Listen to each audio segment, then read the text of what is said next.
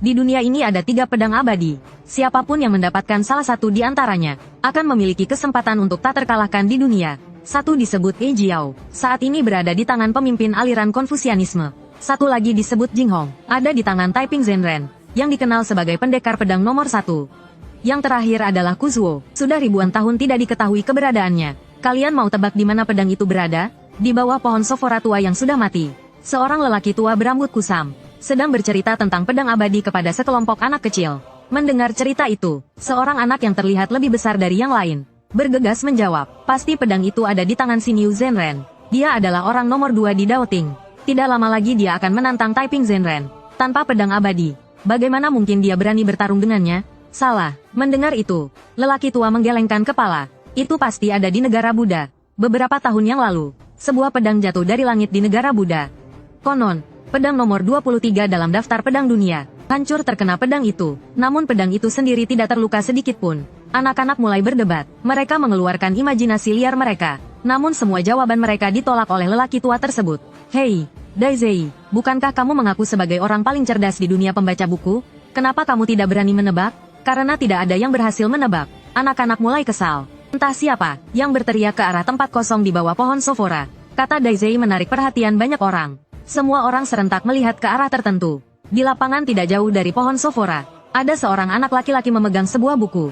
Dia terus membaca sambil mengangguk-anggukkan kepala. Anak laki-laki itu tidak menjawab, hanya terus membaca. Melihat itu, sekelompok anak mulai mengejeknya dengan lantang. Suara mereka terus berlanjut, seolah-olah terlalu berisik untuk diabaikan. Anak laki-laki itu menurunkan bukunya. Kalau aku benar, jangan ganggu aku selama 3 bulan. Mata anak laki-laki itu terlihat tenang tetapi sedikit mengintimidasi. Namun dia sama sekali tidak menyangkal julukan Daizei. HMPH, coba katakan dulu. Anak-anak tidak terlalu puas. Namun suara mereka mulai melemah. Sepertinya dia memang tahu jawabannya. Pemuda itu menggelengkan kepala, melihat mereka seolah-olah sedang melihat sesuatu yang konyol. Belum mengerti juga, kakek Li hanya bercanda dengan kalian. Di dunia ini hanya ada 2 pedang abadi. Pernahkah kalian mendengar tentang pedang ketiga dalam daftar pedang? Kuzuo duduk di bawah pohon mati bersama seorang kakek tua. Jika bukan di bawah kakek Li, berarti di bawah pohon ini. Dalam benak pemuda itu, cerita ini hanyalah cara seorang kakek mengisi waktu. Cerita yang dibuat berdasarkan dirinya sendiri, untuk menghibur anak-anak polos dari Daoting. Namun kakek tua itu hanya tersenyum tipis, mengangguk setuju. Tidak salah. Kemudian dia mengambil seikat besi tua dari bawahnya. Dengan noda karat yang terlihat di sana-sini, tebakan yang benar akan diberi hadiah. 1 pedang abadi untuk setiap orang. Kakek tua itu dengan senang hati membagi besi-besi itu. Anak-anak melihat ke arah pemuda itu, lalu ke arah kakek tua. Wajah mereka segera berubah masam, tampak canggung. Kakek Li, saya harus pulang untuk memasak sekarang. Melihat adegan itu, bahkan anak-anak yang polos sekalipun tahu, mereka hanya dipermainkan untuk hiburan. Mereka tidak mau mengambil pedang karat itu, lalu mencari alasan untuk pergi. Melihat anak-anak pergi begitu saja, kakek tua itu tidak bisa menahan tawanya. Kalau bisa ada 2 pedang abadi di dunia, kenapa tidak bisa ada pedang ketiga? Seorang anak yang kesal karena merasa ditipu kakek tua itu, menjawab dengan nada marah. Kalaupun ada pedang ketiga, pasti bukan yang seperti ini. Bahkan ada puluhan sekaligus. Masuk akalkah? Kakek tua itu menggelengkan kepala, mengambil besi-besi itu dan mengikatnya kembali. Apa yang menunggu besi itu? Adalah pemilik berikutnya, atau menjadi mainan untuk menipu anak-anak lagi. Xiaoan, kamu masih di sini? Ini, pedang abadi untukmu. Setelah mengemas semua besi, kakek Li melihat pemuda yang masih membaca di sudut. Dia mengambil sepotong besi dan memberikannya. Pemuda itu, meskipun dibuyarkan dari pembelajarannya lagi, tidak tampak marah. Namun dia berjalan mendekati kakek tua itu. Terima kasih, kakek Li. Pemuda itu menerima pedang abadi yang sudah berkarat itu dengan hormat. Dia membungkuk dengan sopan. Lalu, dia menyelipkan pedang itu di pinggangnya. Tangan kanan memegang buku. Pedang di pinggang. Tubuhnya tegak lurus. Pemuda itu tampak berwibawa, benar-benar seperti seorang sarjana yang akan pergi menimba ilmu. Xiaoan, kenapa tidak belajar pedang? Melihat sikap pemuda itu, kakek Li merasa sayang dia tidak berlatih pedang. Belajar membutuhkan konsentrasi penuh. Aku tidak punya tenaga untuk belajar pedang. Setelah mengatakan itu, pemuda itu menundukkan kepala. Tangan kirinya menyentuh pedang di pinggangnya. Jelas, kata-katanya tadi bertentangan dengan hatinya. Mendengar itu, kakek Li bertanya lagi. Kalau tidak belajar pedang, bagaimana kamu bisa pergi ke kerajaan Konfusianisme itu? Kerajaan Konfusianisme penuh dengan iblis dan monster. Para sarjana yang berjalan di jalan sering diculik oleh monster. Semua orang di desa kecil ini tahu, pemuda itu suatu hari akan meninggalkan Daoting dan pergi ke kerajaan Konfusianisme. Dunia ini sangat menarik, terbagi menjadi 7 bagian. Tidak ada yang tahu seberapa besar dunia ini, tapi semua tahu ada 7 kekuatan besar. Nanyazhou adalah tempat Dao Ting berada. Tidak ada yang tahu seberapa besar Dao Ting. Mereka mengelola banyak kuil Dao. Pusat Dao Ting disebut Dadao Guan. Saat ini, kepala Dadao Guan adalah Taiping Zhenren, pemilik pedang abadi Jinghong. Konfusianisme mengatur dunia, membangun kerajaan-kerajaan. Mereka berbicara tentang kasih sayang dan pengendalian diri, menghargai harmoni. Tapi tempat itu justru paling kacau. Lebih jauh ke barat adalah Cuimengzhou, tanah Buddha. Orang-orang di sana berbicara tentang iman, memuja Buddha, dan membaca sutra. Mereka menginginkan kehidupan tanpa keinginan, sangat damai, namun juga sangat membosankan. Beiluzhou adalah negeri monster, penuh iblis dan makhluk buas. Tempat paling sulit untuk orang lemah bertahan hidup. Adapun 3 tempat lainnya, pemuda itu tidak tahu banyak. Tempat dia berada adalah wilayah Dao Ting. Kuil kecil di desanya disebut Wu Wei Guan. Satu kekuatan tidak boleh membiarkan kekuatan lain menyebarkan ajaran di wilayahnya. Sebagai bagian dari Dao Ting, mereka mengikat rambut, membaca 4 buku dan 5 kitab Konfusianisme demi meraih prestasi. Ayahnya adalah seorang Dao Zei, maka dia juga seorang Dao Zei. Melihat pemuda itu tidak menjawab, kakek Li bertanya lagi, apakah kamu ingin belajar pedang? Ingin. Pemuda itu tidak tahu apa jawabannya. Dia tidak bisa menjawab, sehingga memilih untuk diam. Baiklah, kamu tidak perlu menjawab. Aku sudah tahu. Kakek Li, apa yang Anda tahu? Dia tidak mengatakan apa-apa. Belum sempat kakek Li menjelaskan. Sebuah suara tajam menyela. Kakek Li tidak menjawab, malah bertanya balik. Li Xiaoer, kenapa kamu kembali? Hehe, tentu saja untuk mengambil pedang abadiku. Anak bernama Li Xiaoer dengan malu-malu tersenyum, lalu mengulurkan tangan meminta pedang berkarat itu. Li Xiaoer melihat pedang di pinggang pemuda itu. Meskipun pedang itu tampak sederhana, namun saat dikenakan di pinggang pemuda itu terlihat sangat berwibawa. Karena itu, dia juga menginginkannya. Dengan polos, dia menerima pedang itu dan bertanya, Xiaoan, menurutmu, apakah ini pedang abadi yang asli? Dia tahu bahwa bertanya pada kakek Li tidak ada gunanya. Jadi, dia hanya bisa bertanya pada pemuda itu. Bagaimanapun, tebakan pemuda itu selalu tepat. Tidak tahu, pemuda itu menjawab dengan singkat. Bukan karena dia tidak ingin memberitahu Li Xiaoer, melainkan karena dia juga berharap itu adalah pedang abadi. Melihat itu, kakek Li menatap mereka dengan marah, seolah-olah kesal karena merasa diremehkan. Kenapa, kalian tidak percaya ada pedang abadi ketiga di dunia? Segera, Li Xiaoer menjawab dengan yakin. Di dunia ini hanya ada 2 pedang abadi. Bagaimana mungkin fakta itu bisa berubah? Namun pemuda itu perlahan menggelengkan kepala. Tidak setuju. Jika ada pedang pertama dan kedua, tentu saja ada pedang ketiga. Ini adalah prinsip utama Konfusianisme. Segalanya tergantung usaha manusia. Benar, baik itu Jinghong atau He Jiao. Keduanya dibuat oleh para pendahulu. Mengapa generasi berikutnya tidak bisa melampaui mereka? Dari 1 menjadi 2. Dari 2 menjadi 3. 3 menciptakan segalanya. Ada 1 dan 2. Kenapa tidak ada 3 dan 4? Kakek Li mengangguk. Doktrin Taoisme terlontar dari mulutnya. Li Xiaoer ingin sekali mengatakan bahwa kakek Li hanya menipu anak-anak. Namun itu adalah ajaran klasik Taoisme. Sebagai seorang anak yang belum menjadi murid Tao, bagaimana mungkin dia bisa membantah?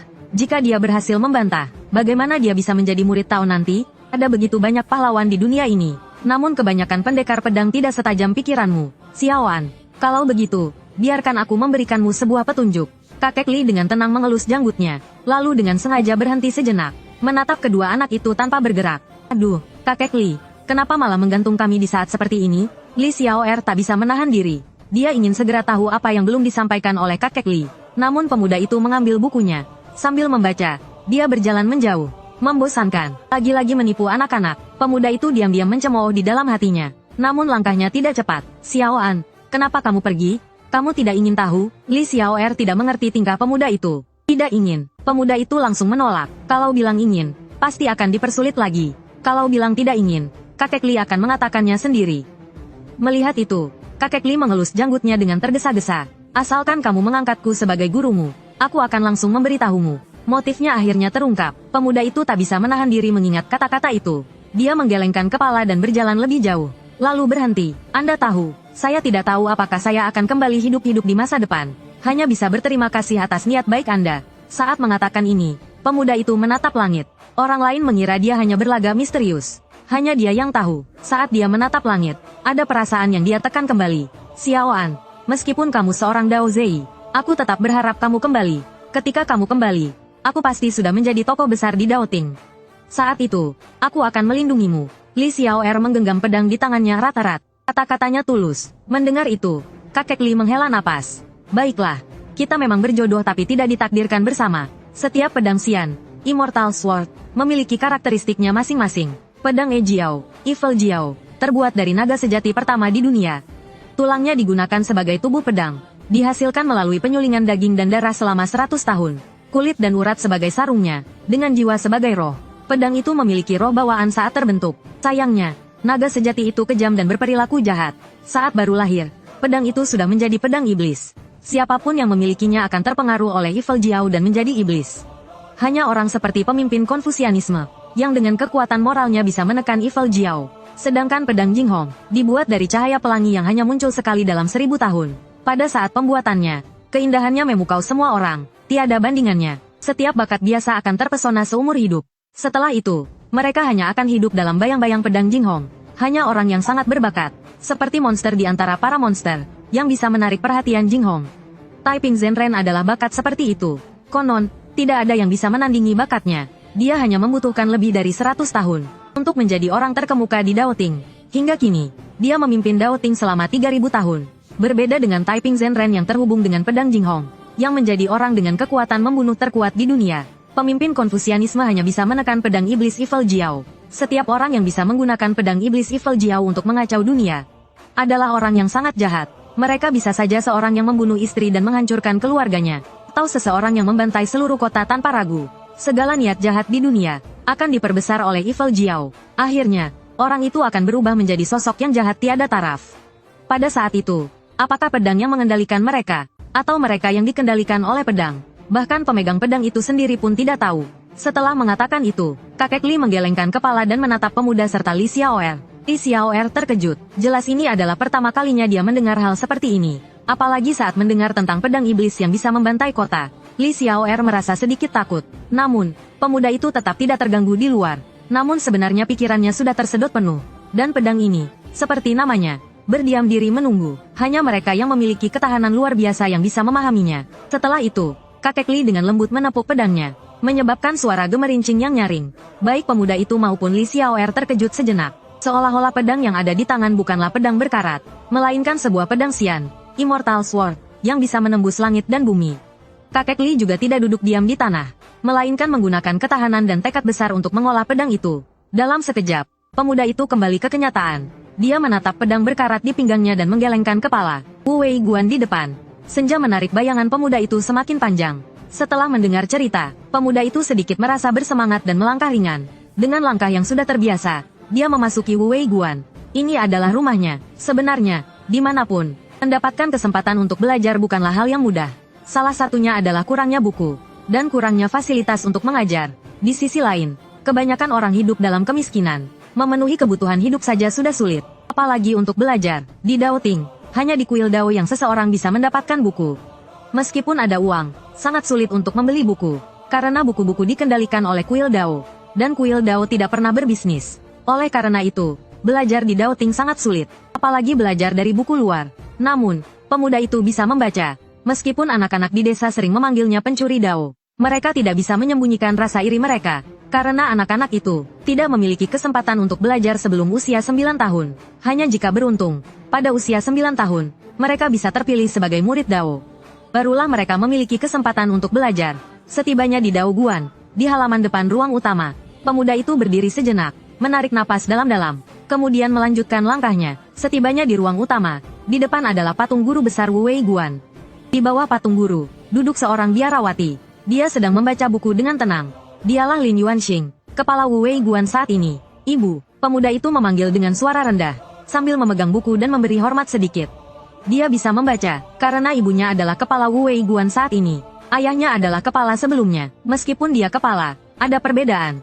Dulu, Wu Wei Guan adalah kuil besar, dengan banyak murid. Namun sekarang, Wu Wei Guan hanya menyisakan pemuda itu dan ibunya sebagai kepala. Mendengar pemuda itu memanggil, biarawati itu baru mengangkat kepalanya. Wajahnya yang kurus dan dingin.